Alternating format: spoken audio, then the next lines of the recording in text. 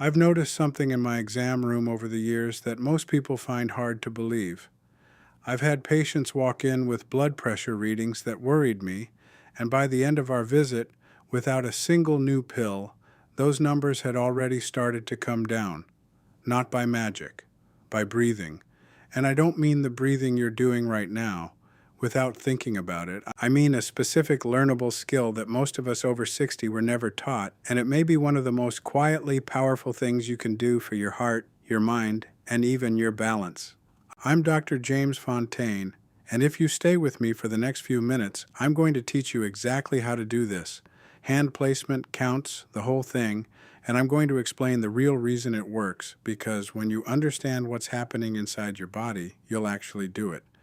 But before we get to the how, let me tell you about a woman I'll call Eleanor, because her story is the reason I bring this up with almost every patient I see now. Eleanor was 73, sharp as a tack, took wonderful care of herself, but her blood pressure would spike every time she sat in my office, what we sometimes call white coat readings. She was anxious, she wasn't sleeping well, and she told me she felt like she was bracing all day long, like her shoulders were permanently up around her ears. I asked her to do one thing before her next visit, just breathe, the way I'm about to show you, for 5 minutes, twice a day. When she came back 6 weeks later, her numbers were noticeably lower, and more than that, she looked different, calmer. She said, "James, I didn't know I'd forgotten how to breathe." And here's the thing, most of us have. Let me explain what I mean. If you watch a sleeping baby, you'll see their little belly rise and fall. That's how we're all designed to breathe, down low, using the big dome-shaped muscle under your lungs called the diaphragm. But somewhere along the decades, with stress, with tension, with years of sitting hunched at desks and steering wheels, most adults drift into shallow chest breathing, quick, high, up in the shoulders, and your body reads that shallow, rapid breathing as a signal. It thinks, something's wrong. We'd better get ready.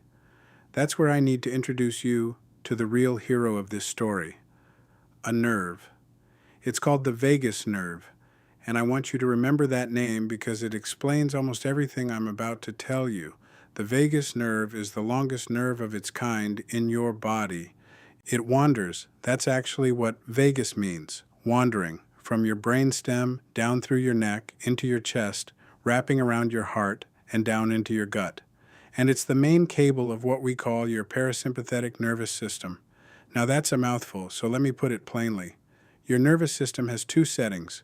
One is the gas pedal, the fight or flight stress response, the one that speeds your heart and tightens your vessels. The other is the brake pedal, rest, calm, digest, repair. The vagus nerve is the brake pedal, and here is the beautiful part, the part I find endlessly fascinating after all these years. Slow, deep breathing from your diaphragm is one of the only ways you can reach in and press that brake pedal on purpose. You can't just decide to lower your heart rate. You can't just will your blood vessels to relax. But you can control your breath, and your breath is wired directly to that vagus nerve. When you breathe slowly and deeply, especially when you make your exhale long, you're sending a message up that nerve to your brain that says, "We are safe, you can stand down," and your body listens. Research has been circling this for years now. Studies on what's often called slow breathing, generally slowing down to around 6 breaths a minute, have found its link to reductions in resting blood pressure in many people. Not overnight, not a cure, but a real, measurable, repeatable effect. Researchers believe it works partly by lowering what we call sympathetic tone, that's the gas pedal I mentioned, and by improving the sensitivity of the little pressure sensors in your arteries that help regulate blood pressure moment to moment.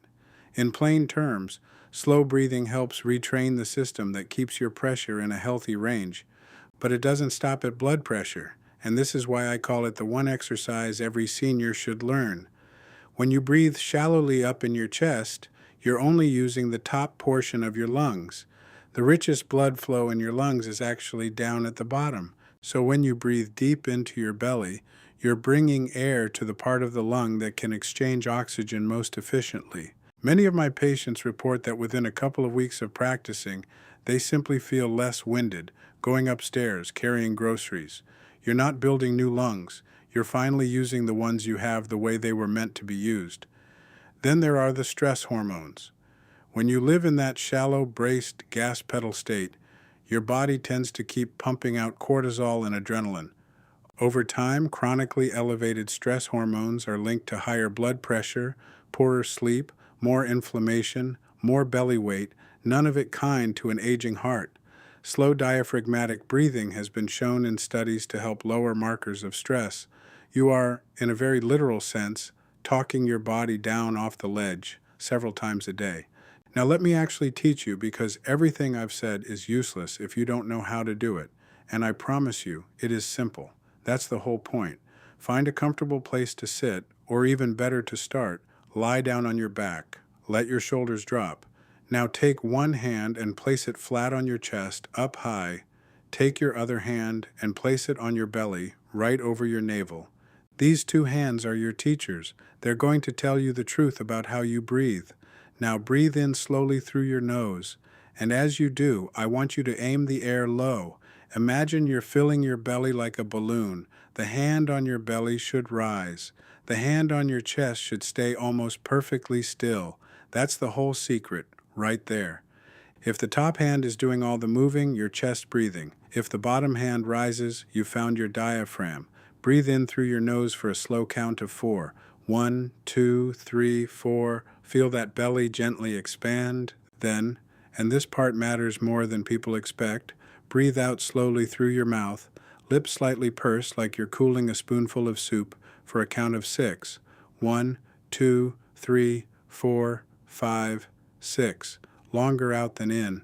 That long exhale is what really engages the vagus nerve and presses that brake pedal. In through the nose for 4, out through the mouth for 6. That's one round. Belly rises on the way in, falls on the way out. Chest stays quiet. That's it. That is the entire exercise.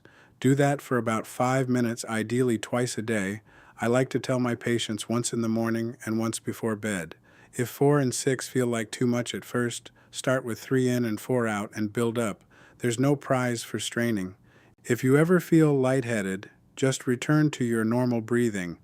That usually means you were pushing too hard, and gentle is the goal.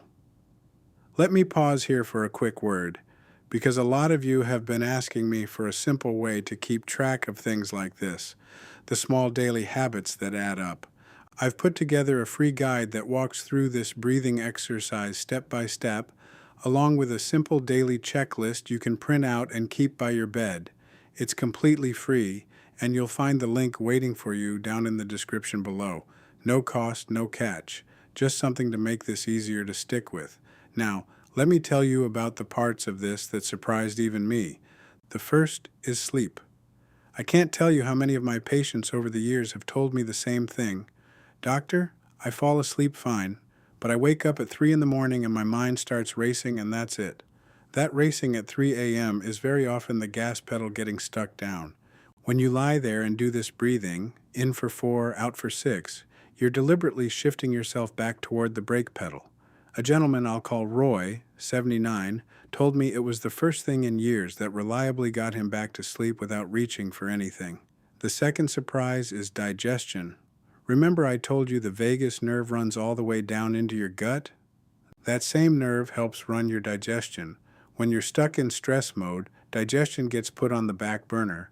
Your body figures it's no time to digest a sandwich if it thinks it's running from danger. Many patients tell me that a few minutes of this breathing after a meal eases that heavy, bloated, uncomfortable feeling.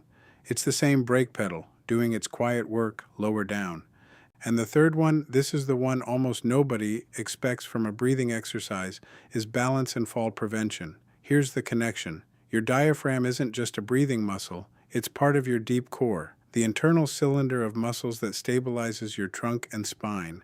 When you learn to breathe down into your belly and engage that diaphragm properly, you're waking up and strengthening that deep core. And a stable core is one of the quiet foundations of good balance. Falls are one of the things I worry about most for the people I care for at this stage of life, because a single fall can change everything. So the idea that learning to breathe correctly can, over time, contribute to a steadier, more stable middle, that's not a small thing. That's a big thing hiding inside a simple thing. I want to tie something together for you now. Notice that every single benefit I've described, the blood pressure, the calm, the sleep, the digestion, the steadier core, they all trace back to the same two ideas. One muscle, the diaphragm, one nerve, the vagus. You're not learning 5 exercises, you're learning one, and it reaches into 5 corners of your health at once. That's why, after decades of practice, if a patient could only take one small habit away from my office, this is very often the one I'd choose for them. It costs nothing. It needs no equipment. You can do it in a chair, in bed, in the passenger seat, in a waiting room. And no one around you even has to know you're doing it. Now I have to say this clearly, the way I'd say it to Eleanor or Roy sitting right across from me. This breathing is a wonderful tool, but it is not a replacement for anything your own doctor has you doing. If you're on blood pressure medication, this is not a reason to change it or skip it. Please don't ever start or stop a medication on your own. What this is something gentle you can add. And the best next step is simply to mention it to your doctor. I've started doing some slow breathing exercises. Is there anything I should know? They know your history, and they can help you fit it in safely. If you found this helpful and you'd like the free step-by-step guide and the printable daily checklist I mentioned, take a moment after this to click the link in the description. I made it for exactly this, to help you carry these small habits from a video into your real, everyday life where they actually count. So here's what I'd love for you to do today. Just once, before you go to bed tonight, lie down, put one hand on your chest and one on your belly, and take 10 slow breaths, in through the nose for 4, out through the mouth for 6. Let that bottom hand rise. Give your body permission to press the brake pedal. That's how it starts, not with a grand plan, but with 10 quiet breaths. Thank you for spending this time with me. It's an honor to sit with you like this, the way I would with an old friend over a cup of coffee. Please remember that everything I've shared today is general information to help you understand your own body a little better. It isn't medical advice, and it isn't a diagnosis for you personally. Always talk with your own doctor before you make any changes to your health routine. Take good care of yourself, breathe easy, and I'll see you next time.